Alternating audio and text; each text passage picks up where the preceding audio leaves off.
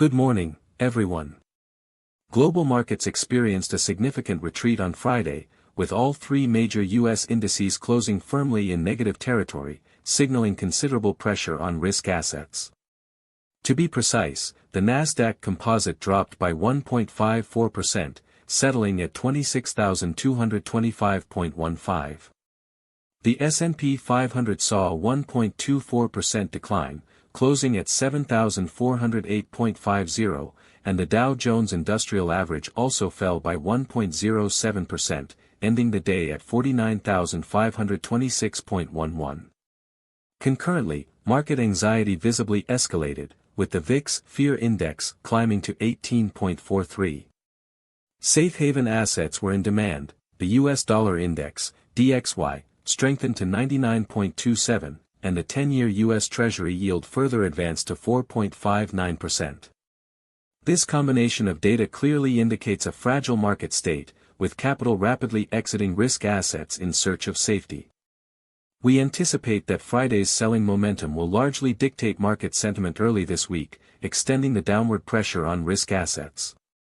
The core capital flow narrative is unambiguous. Funds are notably shifting out of high-valuation tech growth stocks, such as Nvidia and Tesla, as well as cryptocurrencies like Bitcoin, moving instead towards US dollar cash and US Treasuries. Looking at global capital flows, the deep correction in US tech stocks on Friday has already had a negative contagion effect across global markets. Asian markets, exemplified by the Shanghai Composite's 1.02% decline, and European markets have followed suit.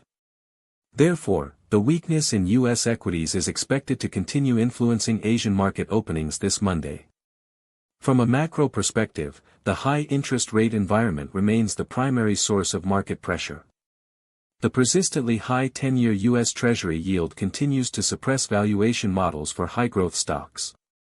A strong U.S. dollar index, with DXY operating at a high of 99.27, exerts pressure on non-dollar currencies, commodities, and emerging markets by drawing capital away.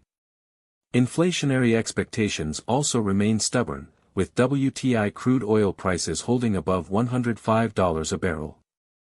This, in turn, reinforces market expectations for a prolonged high-interest rate environment.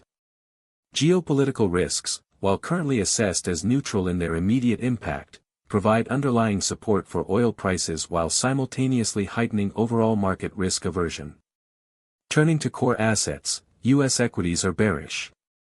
Under the dual squeeze of high interest rates and a strong dollar, tech growth stocks face immense profit-taking pressure, with the Nasdaq's 26,000-point psychological level facing a severe test. For A shares, while not immune to global risk aversion, domestic macroeconomic policy support, such as recent reserve requirement ratio cuts, may offer structural opportunities. Market sentiment remains cautious, with funds likely focusing on defensive sectors with high policy certainty, like port and shipping and infrastructure. Bitcoin, as a high-risk asset, exhibits a strong positive correlation with the Nasdaq. Its 2.76% decline confirms its high beta nature, and downward pressure is expected to persist in the current market climate. Commodities show divergence. Crude oil benefits from geopolitical risks and inflation expectations, while gold, due to the overly strong dollar and treasury yields, has lost its safe haven appeal and faces further pullback risks. The current market themes are very clear. First, shorting overvalued growth stocks, as smart money actively exits crowded trades. Second, seeking structural safe havens in A shares, with some domestic capital shifting into policy-backed, reasonably valued defensive sectors. We need to closely monitor high-frequency inflection points, particularly whether the VIX index breaks above 20, which could trigger more quantitative fund deleveraging and accelerate market declines.